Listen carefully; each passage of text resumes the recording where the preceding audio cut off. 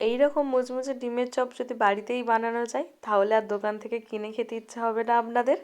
বাড়িতে থাকা কিছু সহজ উপকরণ দিয়ে আজকে আপনাদের দেখাবো এগ ভেজিটেবিল। তো বাই দ্য ওয়ে ভোজন রসিক পরিবারে আপনাদের সবাইকে স্বাগত। তো এখানে আমি বিট গাজর নিয়ে নিয়েছি, গ্রেট করে নিতে হবে গাজর আর বিটটাকে।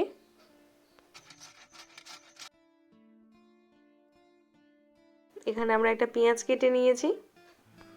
এখানে যা যা সবজি লাগবে নিয়ে নিয়েছি, বাঁধাকপি, গাজর, বিট, কাঁচা লঙ্কা। এখানে পেঁয়াজ, আলু সিদ্ধ, আদা রসুন কুচিয়ে নিয়েছি। এখানে আমরা একটা পাত্রে মশলা তৈরি করে নেব, শুকনো লঙ্কা, এলাচ, দারুচিনি, গোটা ধনে, মৌরি। একটা ফ্রাইং প্যান বসিয়ে সর্ষের তেল দিয়ে দিয়েছি, দিয়ে পেঁয়াজটাকে দিয়ে ভালো করে নাড়াচাড়া করে নিতে হবে। তারপর আদা রসুন কুচিটাকে দিয়ে নেড়ে চেড়ে নিতে হবে ভালো করে। এখানে কাঁচা লঙ্কা কুচনো দিয়ে দিয়েছি। বাঁধাকপিটা দিয়ে ভালো করে নেড়ে আমরা বিট গাজর দিয়ে দেব। 1 টেবিল স্পুন নুন দেব। ভালো করে নাড়াচাড়া করে সবজিটাকে ভেজে নিতে হবে।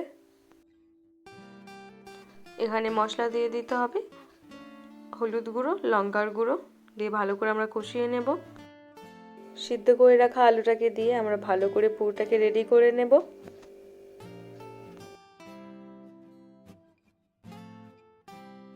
যে ভাজা মশলাটা আগে আমরা বানিয়ে রেখেছিলাম সেটা আমরা দিয়ে দেবো 2 টেবিল স্পুন।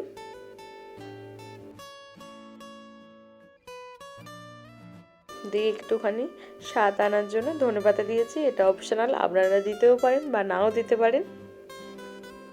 এখানে একটা বলছে 2টো ডিম, নুন আর 1/2 টেবিল স্পুন গোলমরিচ গুঁড়ো দিয়ে আমরা এটাকে ভালো করে ব্লেন্ড করে নেব। নিয়ে তারপর আমরা পুরোটাকে পুরো রেডি করব। ঠিক আমি যেভাবে করছি আপনারা ঠিক এভাবেই করবেন।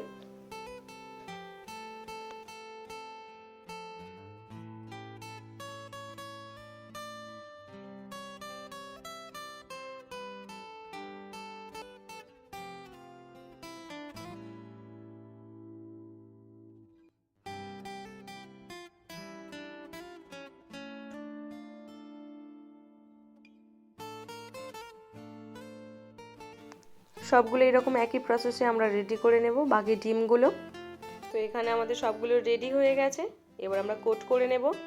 এবারে আমরা ডিমে চুপিয়ে ব্রেড ক্রামসে দেব, দিয়ে আপনারা ডানা ব্যবহার করবেন, ক্রামসগুলো উপর থেকে ভালো করে লাগিয়ে দেবেন।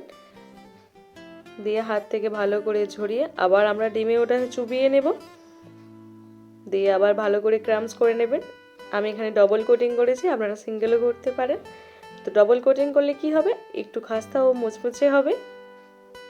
তো আপনারা পুরো প্রসেসটা দেখে নিন, এভাবেই বাড়িতে বানাবেন। তো এখানে একটা কড়া গরম করে আমি এক এক করে সবগুলো ছেড়ে দেব। লো টু মিডিয়াম আছে, আমি সবগুলো ভেজে নেব। আমাদের এখানে ভাজা রেডি হয়ে গেছে, আমি এখানে একটা পাত্রে তুলে নিয়েছি। দেখুন ভিতরে কতটা সফট হয়েছে, কোটিংটাও পাতলা হয়েছে। সন্ধ্যায় এরকম স্ন্যাক্স হলে আর কিছুই লাগবে না। এগ ভেজিটেবল পরিবেশন করুন কাসুন্দি বা স্যালাডের সাথে। তো এই রেসিপিটা প্লিজ একবার বাড়িতে ট্রাই করে দেখবেন। আপনাদের কেমন লাগলো আমাকে অবশ্যই কমেন্টে জানাতে ভুলবেন না।